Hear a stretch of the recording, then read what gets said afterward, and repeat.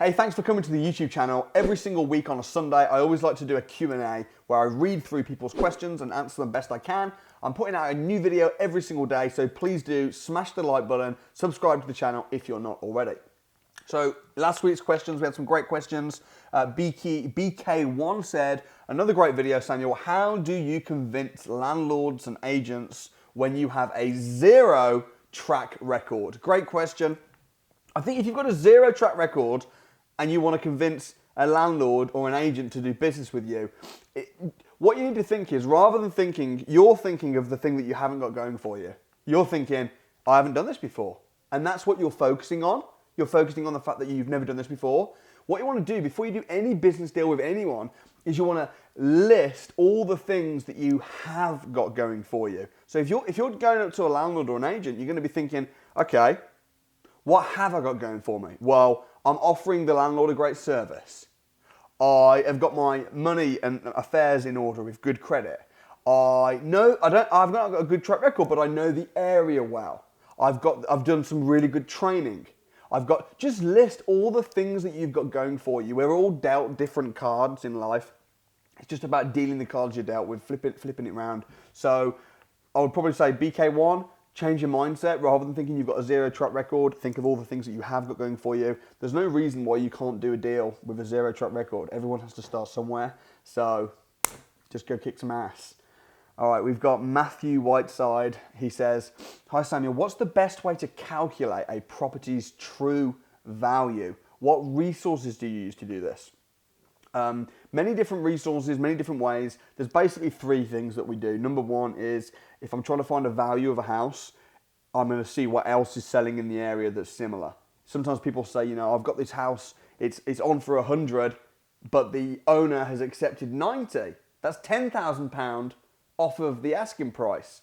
The truth is, it doesn't really matter what the asking price is on that house. It matters what the true current market value is. And there's three ways to do that. The first way is, what else is selling and what are they asking for?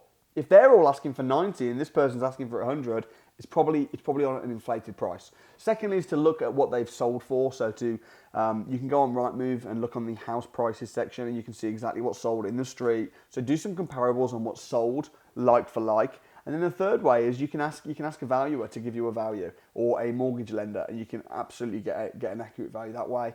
There are softwares and sites and stuff you can use. Real-time valuation, home track, that's a really good one. Mouseprice.com, that's a good one. So I think it's just about seeing what's selling, seeing what's sold, speaking to experts, and doing like for like comparables, and it should give you a pretty good idea on what a house is worth. But ultimately, a house is only worth what someone's prepared to pay for it. Next, Hugh 1 says, Mr. Leeds, what's easier to make a passive income on property versus business? Okay, so you can make passive income on business. If you set up a business and then you replace yourself and you employ someone to manage the business, absolutely you can create passive income on business. However, the thing about property, I would say property, hands down. When you're buying a property, the management companies, you don't need to employ them. You need to employ a full-time manager to buy a house or to build a portfolio. They get paid on results. Everybody within your property business. Whereas if you're running an actual business, then you need to employ people. If you're buying properties, you buy a house, you pay a solicitor to complete on the legal side of things. You don't pay the solicitor unless he does the job. You pay him on results. Then once you've done that and you've paid your mortgage broker and your solicitor, you pay a management company, it's auto clock. Property, I think, is the number one. Definitely the number one way to get passive income. And that's why I love property so much. I got some friends, they're millionaires, they're doing really well, but they're constantly, dealing with staff and problems. I've got staff, I have problems, but property, yeah, I think it wins. It wins. All right, next. Which city is better for rent income, Manchester or Birmingham? That's from Marius. Which rents are probably higher in Birmingham, but it doesn't matter about where rents are higher. It matters where you're going to get a better return on investment. In London, the rents are really high, but the houses are also really high. So it's all about the return on investment. Where would you get a better return on investment? Probably similar. I mean, maybe Manchester, similar. So it also depends. There's so many factors. You can't just say what's better, Manchester or Birmingham. The person who asked me that question, so Marius, I would say, which city do you have better contacts with? Which city do you know the ins and outs of the good streets and the bad streets? You know, you can make any city work as long as you know the city, as long as you get build up good connections.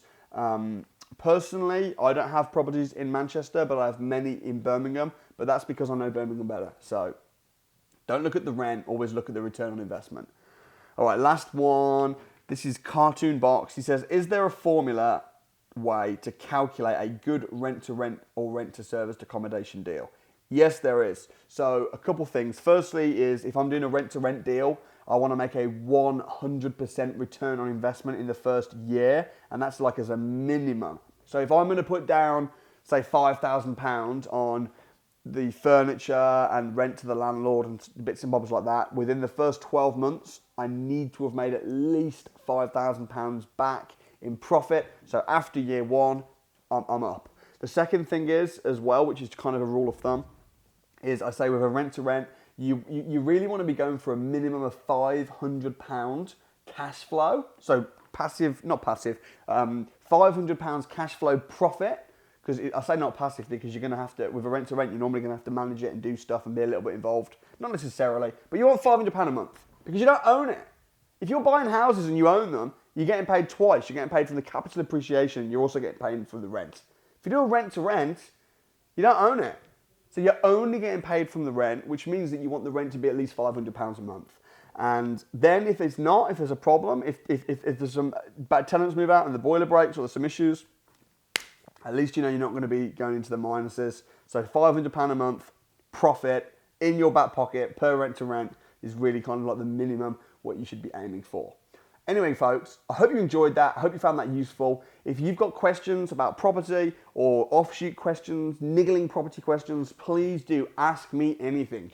Comment your question below. I'll go through them and I'll try my best to answer as many as I can next week. Really appreciate your support. Please don't forget to subscribe. Stay tuned and I'll see you tomorrow.